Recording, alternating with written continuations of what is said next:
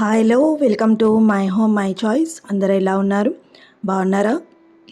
ఈరోజు వీడియోలో మసాలా వడలు చేయాలనుకుంటున్నానండి. ఇది చాలా easy and healthy snacks item అన్నమాట. సో ఇది ఎలా చేయాలో చూద్దామా. దీనికోసం 1 కప్పు చనాదాలు వేసుకుంటున్నాను, అంటే శనగపప్పు.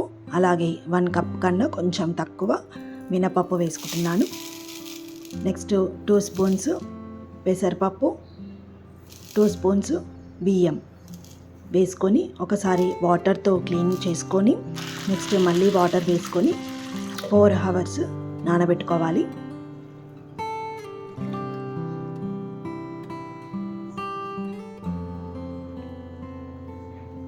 ఈ విధంగా నానిపోయిన పప్పుని మళ్ళీ ఒకసారి వాష్ చేసుకొని మిక్సీ వేసుకుంటున్నాను అనమాట. సో ఇలా మిక్సీ జార్లోకి వేసుకొని ఒక 5-6 గ్రీన్ చిల్లీ వేసుకోవాలి. అలాగే 2 ఇంచెస్ జింజర్ వేసుకొని ఈ విధంగా గరుకుగా మిక్సీ చేసుకోవాలన్నమాట.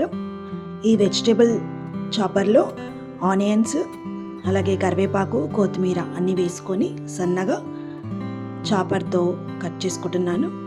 సో ఇది కొత్తగా వచ్చినట్టుందండి ఐటమ్, నాకు ఇది బాగా నచ్చింది. ఇది బౌల్ లాగా ఉంటుంది అండ్ దీనికి క్యాప్ కూడా ఇచ్చారు. సో దీన్ని కట్ చేసుకున్న తర్వాత మనం ఈ విధంగా క్యాప్ పెట్టేసుకొని ఫ్రిడ్జ్లో స్టోర్ చేసుకోవచ్చు.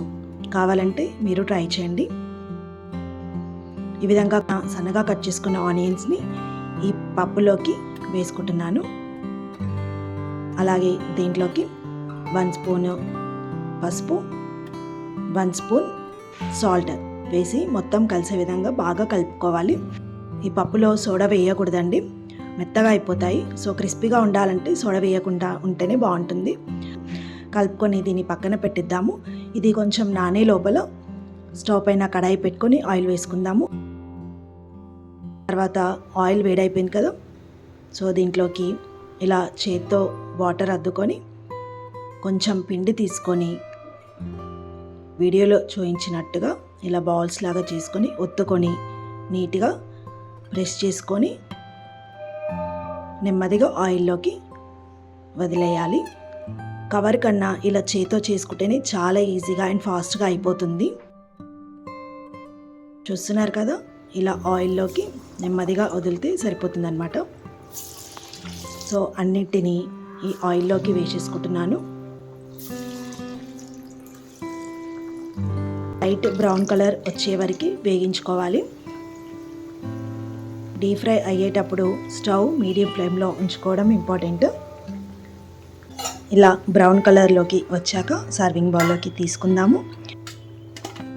వీటిపైన ధనియాల పొడి, దాంట్లోకి కొంచెం బ్లాక్ సాల్ట్ యాడ్ చేసుకొని ఈ విధంగా వేసుకుంటున్నాను. బ్లాక్ సాల్ట్ వల్ల చాలా టేస్ట్ వస్తుంది అనమాట. సో ఒకసారి మీరు ట్రై చేయండి. చూస్తున్నారు కదా ఎంత బాగుందో, లోపల కూడా బాగా డీప్ ఫ్రై అయిపోయిందండి. దీన్ని నేను టమాటా సాస్తో టేస్ట్ చేస్తున్నాను.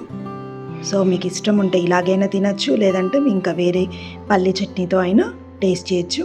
చాలా బాగుంది అండ్ ఈవినింగ్ స్నాక్స్కి హెల్దీ ఐటమ్ అండి ఇది. ఈ రెసిపీ మీకు నచ్చితే లైక్ చేయండి, షేర్ చేయండి, సబ్స్క్రైబ్ చేయండి. నెక్స్ట్ టైం మరొక మంచి వీడియోలో మళ్ళీ కలుద్దాం. థ్యాంక్ యూ, నమస్తే.